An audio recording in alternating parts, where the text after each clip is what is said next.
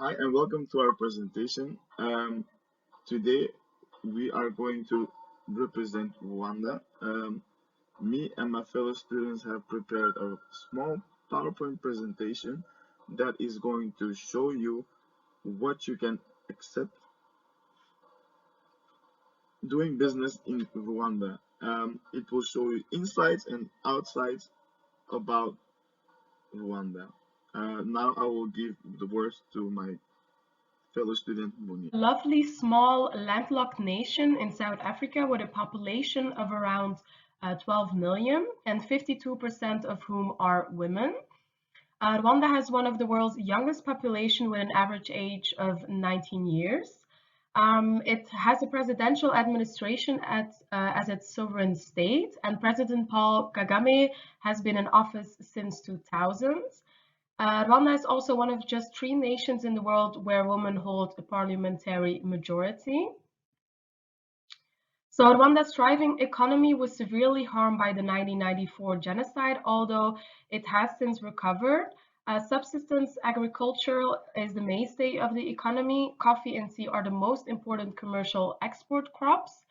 Tourism is also rapidly increasing industry that is presently the country's primary source of the foreign currency income.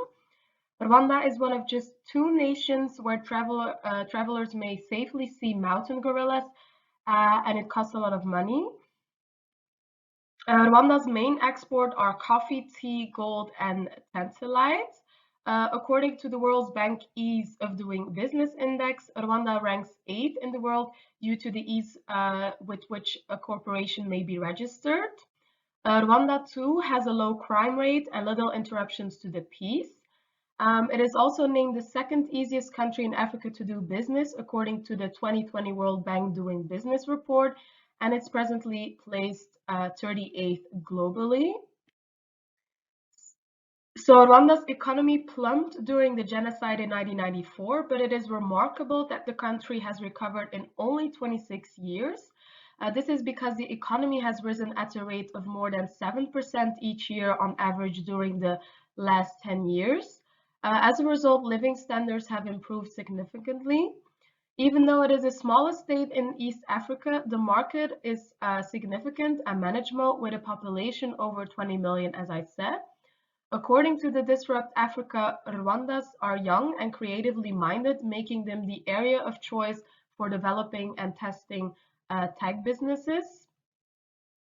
It also serves as a direct entry door to other East African markets. Rwanda borders Uganda, Burundi, and Tanzania, all members of the East African community. These partners nations have complete freedom to transport products, capital, labor, and so on. And with a population of over 125 million people, this is a huge market. Rwanda, for example, also provides a range of non-financial incentives to both local and foreign investors. There is no minimum capital need to enter the nation, for example, and the 4G network covers 90% of Rwanda's area. So despite being a landlocked nation, Rwanda is well located for businesses due to its geographical centrality. Rwanda's administration is now attempting to increase commerce and ties with other East African countries as well as other countries. The Rwandan government spends a tenth of its yearly budget on active infrastructure development, such as road, rail, and water transportation. And as a result, it helps to establish a competitive private sector by lowering the cost of carrying people and products. A huge railroad project connecting the Kigali to two Africa's greatest port is also now under construction. Rwanda's national airline provides also intercontinental flights to other key commercial centers such as London, Dubai, Mumbai, and giving a two-way roadway to support operation and developing airlines. In this part, I'm gonna give some of the reason why we should invest in Rwanda or like start a business in Rwanda. Doing business in Rwanda is easy and fast, and by that I mean that you can register and start your own business within like 24 hours without any costs. It has a low risk factors, which makes it suitable for like for the investors who are willing to take low risks. It has an advanced ICT infrastructure, and we can see that when we look at Kigali, which is considered as one of the smartest African cities and the most developed ones. And the Rwandan economy grew an average of 7% from 2010 to 2018, and this high growth makes it one of the most growing countries in Africa. So in this slide, I'm going to talk about the 5 recognized types of companies. So the first one is a general partnership, and this normally happens when two individuals or more than that pool their resources together in order to achieve a mutual goal. And this is beneficial only when one of the individuals doesn't have or lack the resources to form his own business. The second type is the limited partnership, and this occurs when two or more partners start their business together, but the limited partners are only liable up to the invested amount. And the third type of company is the partnership limited by shares. This is a partnership in which two partners who are liable personally, jointly, and severally. The limited partners are responsible to the extent of their contribution. The fourth one is the private limited company. This is a type of corporate entity that you may create to just manage your business. Shareholders own a piece of this company, which is divided into shares, and all the earnings in this company must be used to pay the corporate tax before getting divided between the shareholders. And the last type is the public limited company, and this is this company is legally allowed to sell their shares to the general public, and they are not obliged to do that, but they have the choice.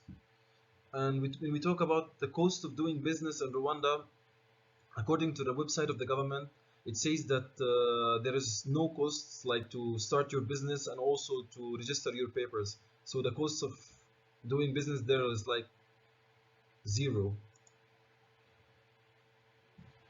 When we talk about the best locations for businesses in Rwanda, it is obvious that Kigali is the best city, and in fact it's the second best city in Africa to start a business in. The government of Rwanda is also planning to build 6 sub-cities to bring services closer to the Rwandans, to increase the potential of development, and also to attract to attract newcomers to the Rwandan market. So, as a country with a high sustained economic growth, it is a wide market with more than 10 million people. According to the World Bank, they are the second easiest place in Africa to do business. Here are some of the key sectors to invest in Rwanda: the technology, agriculture, tourism, and manufacturing sector. In technology, Rwanda wants to become a regional hub for the top-tier capacity building in ICT. To enable service delivery, the government has invested in constructing ICT infrastructure. Rwanda continues to be one of the fastest growing African countries in this domain, and there are several avenues for growth for this sector. A robust ICT industry can create wealth, jobs, and entrepreneurs. For agriculture, agriculture is one of the key factors of Rwanda. It employs 90% of the total population, it contributes to 35.9% of the GDP, and 61% of the ground in Rwanda is fertile. The main exports from Rwanda agriculture are coffee, tea, and tin. This accounts for a substantial part of the foreign exchange earnings. The major markets for coffee export are the US and Europe, while the primary market for tea export are in the Middle East and Pakistan. Tourism is a fast-growing sector in Rwanda. It accounts for the largest part of foreign exchange earnings in the country. In 2019, the sector made $498 million. This sector alone attracts foreign direct investments such as hotel brands, car locations, store companies, and much more. The tourism industry offered ideas to improve their tourism experience by providing high-value and low-impact experiences. Rwanda encouraged private participation in the sector's development. Last but not least, manufacturing. The manufacturing sector in Rwanda grew by 8% in the fiscal year of 2017-2018. There are quite some opportunities for this sector. It has been growing slowly but steadily since the adoption of the National Industrial Policy in 2011. For the first time, smartphones are manufactured in Rwanda's factories, and it will be marketed by the Mara Group. The country hopes to become a real technological hub in Africa in the field of telecoms and high-tech. With an estimated population of 1.4 billion by the end of 2021, and a continent that will have around 1 billion smartphones in circulation in 2 years' time, Africa is set to become a key market for all the world's telecom companies. I will talk about the business etiquette in Rwanda. There are some few points that we need to pay attention to while negotiating, and the rest is not that different. Rwandans usually don't directly talk about the topic, but they beat around the bush a bit. Conversations usually start by questions about family and the background. Topics for discussions can be food, sports, and the climate, for example. Topics to avoid include wondering about someone's ethnicity, mentioning a war, or talking about politics or sex, or no-goes. Humor is another aspect in the way of communication, which is a very important aspect. Rwandans like to have fun and laugh, but you should certainly avoid sarcasm, since it's possible that it won't translate that well. There are no specific characteristics that you should keep in mind while negotiating a business deal in Rwanda. However, it is important to know the country's culture in order to avoid making a mistake, because we as Belgians are more used to directly getting into business, and we don't usually talk about our background or family or culture. So you should first try to make a great bond at first, so that you make them feel more comfortable with you, and then it will give you more chance while negotiating. Rwandan people mainly speak three languages: um, Kinyarwanda, French, and English. These are the languages that are official. But if it will be nice for you to speak a little bit of Kinyarwanda as well, because it will put like a smile on their face and it will break the ice a bit. They enjoy seeing foreigners making an effort by speaking their language and learning about their culture. And lastly, another tip can be, instead of focusing on the cultural barriers, try looking for ways to connect the two cultures together. This strategy can help you break down these barriers and find common ground. You're welcome for the tips. So now the conclusion part. What do we advise as a group? After doing all this research, we do advise doing business in Rwanda is a great idea, and you will not have any regret in the future. Why do we advise this? First of all, doing business in Rwanda is very easy. You can start up the paperwork in midday and finish at the same day. It is very low cost and high rewarded. What we mean by that is doing business starting up is no cost. Um, you get very high rewards back if your company is successful.